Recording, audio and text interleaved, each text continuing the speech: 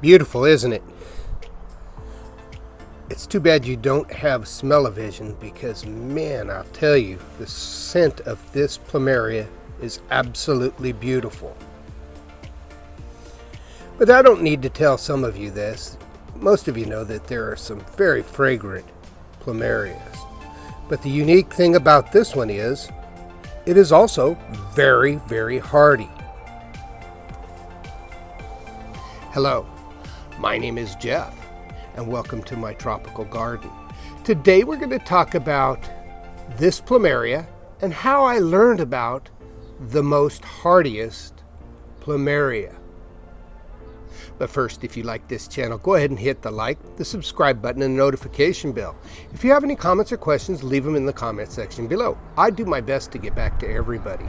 So yeah, let me tell you a quick story while I show you this very hardy and very fragrant Plumeria. So I found this Plumeria, this variety of Plumeria, growing about, back in the late 1990s. And I was down in Southern California looking for some tropical plants to grow up here in Central California. And I went to a home nursery / home gardener down in Granada Hills.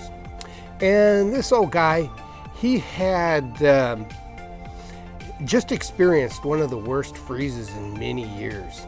He had so little room in his greenhouse to try to protect his plants. He left out a number of Plumerias that he just didn't have any room for in his greenhouse.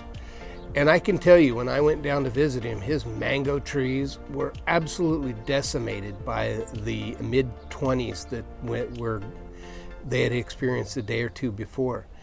And I noticed that of all the Plumerias, there were some that actually had some flowers on it, and they weren't even damaged, and they were outside of his greenhouse unprotected.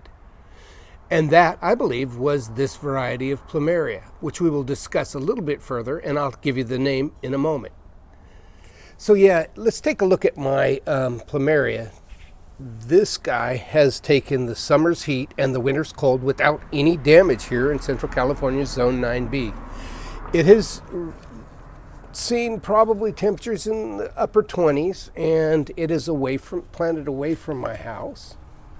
As you can see, it's not underneath the rain gutter as my other Plumeria behind me is, so it gets the full brunt of the frost. You can take a look. It's just really loving it. We've been in the hundreds, and this thing is just doing so spectacular.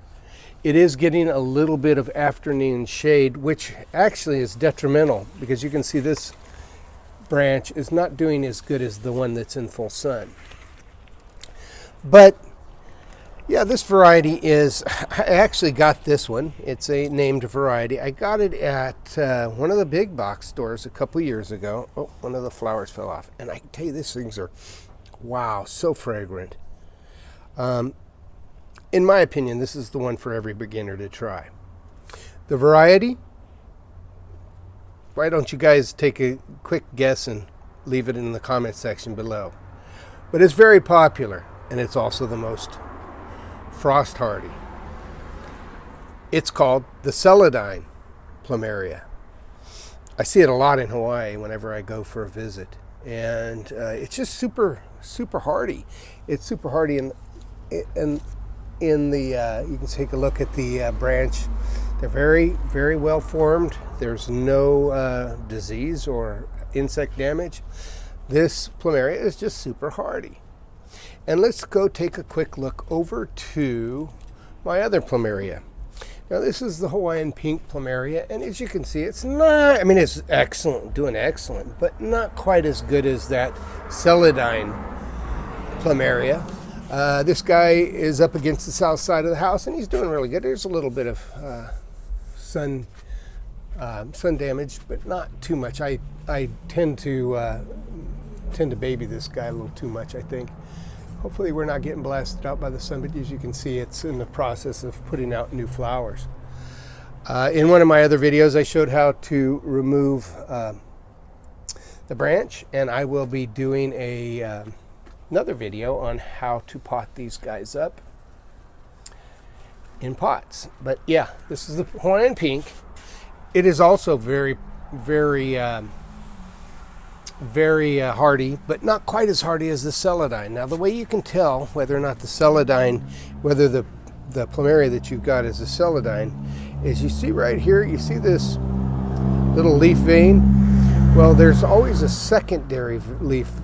On a healthy leaf, there's always a secondary vein that runs right along the edge of the leaf. I think you can see it right there. I think it just got into focus. Whereas other Plumerias don't have that. So we'll go over here to my Hawaiian pink. There is no second. There we go. See, there's no second line on that. So, yeah, we'll take a look. One more look, see if you guys can see that. See, this is the Celadine, and if you take a look, oh, there's an ant or something on there. But you see there's a second vein running along the edge. And that's how you can tell whether or not you have a Celadine Plumeria. That is wonderful. My name is Jeff. If you like this video, go ahead and hit the like and subscribe button. Follow along with all my videos. I grow a lot of tropical plants, flowers, and palms in a less than tropical, but almost tropical climate. Make sure to hit that subscribe button, and you have a good day.